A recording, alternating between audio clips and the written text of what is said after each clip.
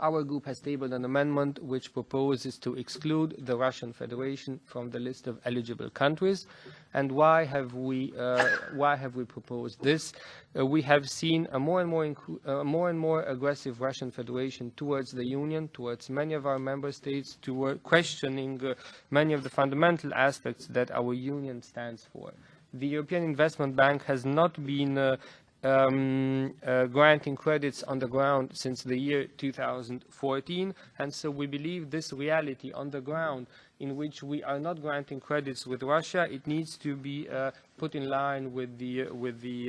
legislative base, in the sense that the Russian Federation has invaded a foreign country. Its name is Ukraine. It has annexed a region of that country, which is called Crimea.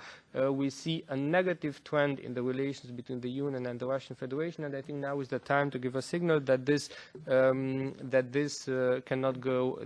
go unnoticed. And as long as relations between the Union and the Russian Federation do not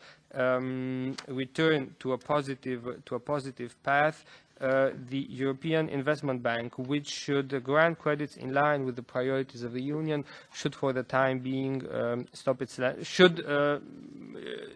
legislative base should basically put in line with what is already happening on the ground, which is that no credits are granted to the Russian Federation. The biggest threats to the Union come from our immediate neighborhood, both the southern neighborhood, primarily in terms of the influxes of refugees, and from the eastern neighborhood, primarily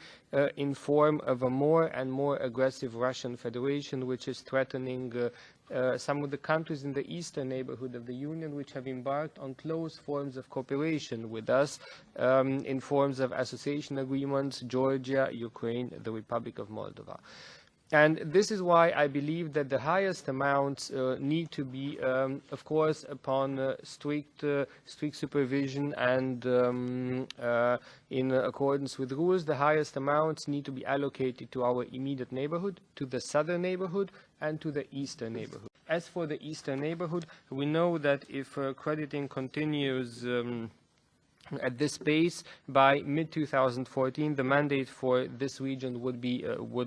exhausted, so no more money available for Ukraine, a country which is very important for us, Georgia, Moldova, smaller countries as well. So it's clear that we need a significant increase as well for the eastern neighborhood.